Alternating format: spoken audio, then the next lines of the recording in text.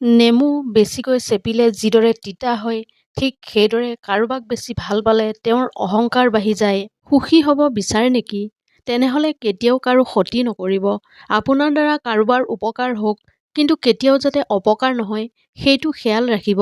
কষ্ট কৰি সফল হ'লে মানুহ হয় চৰিত্ৰৱান, আৰু কষ্ট নকৰাকৈ নকল কৰি সফল হ'লে মানুহ হৈ পৰে অহংকাৰী।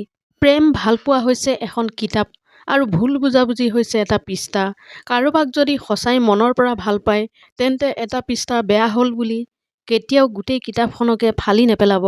বৰ্তমান বজাৰত সকলো বস্তুৰ দাম বাঢ়িছে, কিন্তু দুটা বস্তুৰ দাম আজিও বঢ়া নাই। সেই দুটা হৈছে বিশ্বাস আৰু ভালপোৱা। কাৰণ এই দুটাৰ দাম আগতেও কোনেও দিয়া নাছিল, আৰু এতিয়াও কোনেও নিদিয়ে। পৰ স্ত্ৰী আৰু পৰপুৰুষ কেতিয়াও আপোন নহয়। সেইবোৰ হৈছে মৰীচিকা। সেইবোৰৰ পিছত ঘূৰিলে নিজৰ পৰিয়াল আৰু জীৱন ধ্বংসস্তূপত পৰিণত হয়।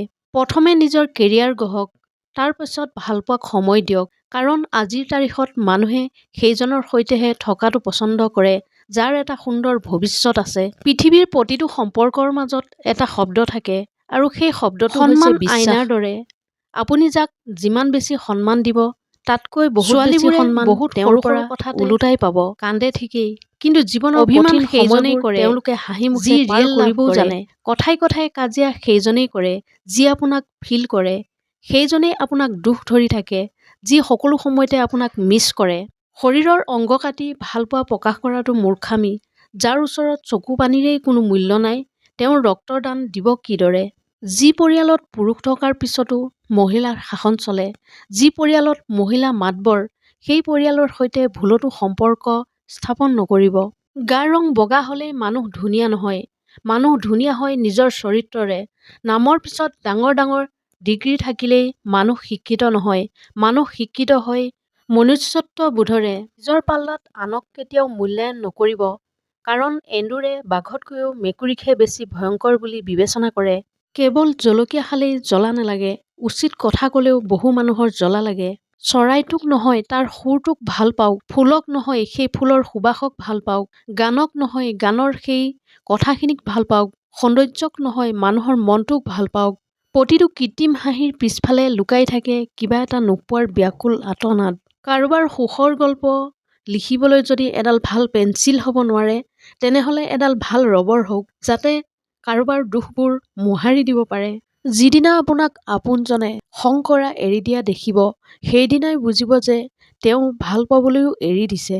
সকলোতকৈ কাষৰ মানুহজনেই যেতিয়া খবৰ ৰাখিবলৈ পাহৰি যায়, তেতিয়াই অকলে থকাটোৱেই সকলোতকৈ ভাল। অভিমান কৰাটো ভাল, কাৰণ অভিমানত ভালপোৱা সোমাই থাকে। কিন্তু অভিমানত থাকে কেৱল প্ৰতাৰণা, যিটোৱে যন্ত্ৰণা আৰু কষ্টৰ বাহিৰে আন একোৱেই নিদিয়ে। ষড়যন্ত্ৰৰ মূল অস্ত্ৰ হৈছে মিছাৰ আশ্ৰয় লোৱা, আৰু সঁচা মিছাৰ বিচাৰ কৰাৰ যোগ্যতা নথকাটোৱে হৈছে মূল দুৰ্বলতা। মুখৰ ভাষা যেতিয়া অসহায় হৈ পৰে, চকুৰ ভাষাৰে তেতিয়া অনবৰতে পানী পৰে। জীৱনত এনে কাৰোবাক ভাল পাওক, যি আপোনাক ভাল পাব নোৱাৰিলেও যাতে সন্মান কৰে। যিদিনা আপোনাক আপোনাৰ মায়ে নহয় আপোনাৰ দায়িত্বই বিচনাৰ পৰা উঠিবলৈ বাধ্য কৰাব, সেইদিনাই বুজিব যে আপুনি পৰিয়ালৰ দায়িত্ব লোৱাৰ বাবে যোগ্য হৈ গৈছে। আপোনাৰ যদি বিন্দুমানো অহংকাৰ নাই, আপোনাৰ যদি আত্মমৰ্যাদা আছে, তেন্তে কাকো তেল মাৰি চলাৰ কোনো প্ৰয়োজন নাই। জোৰ কৰি কাৰোবাক ধৰি ৰখাৰ কোনো প্ৰয়োজন নাই।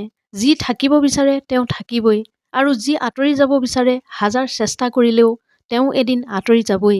কেতিয়াও কাকো কথা পতাৰ বাবে অনুৰোধ কৰাৰ দৰকাৰ নাই, কাৰণ যাৰ ওচৰত সঁচা অৰ্থত আপোনাৰ মূল্য থাকিব, তেওঁ হাজাৰ ব্যস্ততাৰ মাজতো আপোনাক সময় দিব। যিবোৰ সম্পৰ্কই মানসিক শান্তি নষ্ট কৰে আৰু অসন্মানিত অনুভৱ কৰায়, সেইবোৰ সম্পৰ্কক জীৱনৰ পৰা মুচি পেলোৱা উচিত। লাগিলে সেয়া আত্মীয় বা বন্ধুৱেই নহওক, নাইবা একেবাৰে কাষৰ মানুহেই হওক। জীৱনত খুব কম মানুহ থাকক, কিন্তু তেওঁলোক যাতে খাঁটি হয়। জীৱনটো সেইজনৰ সৈতে কটোৱা উচিত, যাৰ চেহেৰাতকৈ মনটো বহুত বেছি সুন্দৰ। সম্পদ আপোনাৰ অভিজাত্য, কিন্তু সুনাম আপোনাৰ অহংকাৰ। কাৰণ সম্পদ অৰ্জন কৰাতকৈ সুনাম অৰ্জন কৰাটো বহুত কঠিন। ৯০% পুৰুষে শাহুৱেকক মাকৰ দৰে শ্ৰদ্ধা কৰে, কিন্তু ৯০% নাৰীয়ে শাহুৱেকক পৰিয়ালৰ বোজা বুলিহে ভাবে, শ্ৰদ্ধা নকৰে। নিজৰ ভগ্নীৰ বাবে যেনেকুৱা ল'ৰা বিচাৰে, আনৰ কাৰোবাৰ ভগ্নীৰ বাবেও আপুনি তেনেকুৱাই হ'ব পাৰিব লাগিব। ভাল পালে বুলিয়ে ক্ষমা কৰি নিদিব, কেতিয়াবা কেতিয়াবা নিজৰ ব্যক্তিত্ব, সততা, আত্মসন্মানবোধ আৰু নিজস্বতাক সন্মান কৰাৰ বাবে হ'লেও নিজৰ হৃদপিণ্ডক কষ্ট দিবলগীয়া হয়। কাৰোবাৰ দুৰ্বলতাক লৈ কেতিয়াও আনন্দ নল'ব। যিটো আপোনাৰ বাবে আনন্দৰ কাৰণ, সেইটো আনৰ বাবে অনেক কষ্টৰ কাৰণো হ'ব পাৰে। প্ৰয়োজন পূৰণ কৰিব নোৱাৰিলে বৰ্তমানৰ মানুহে বন্ধুত্বৰ তালিকাত ৰখাটো পচন্দ নকৰে। এটা মেকুৰীক আপুনি যিমানেই ভাল খাদ্য নিদিয়ক লাগে, এন্দুৰ দেখিলে সি লোভ সামৰিব নোৱাৰে। একেদৰে এজনী ছোৱালীক আপুনি যিমানেই ভাল পোৱা নিদিয়ক কিয়, আপোনাতকৈ সুদৰ্শন বা ধনী ল'ৰা পালে তেওঁ আপোনাৰ সকলো ভালপোৱা পাহৰি যাব। অন্ধবিচাৰ আৰু অন্ধবিশ্বাস বহু জীৱন ধ্বংস কৰাৰ বাবে যথেষ্ট।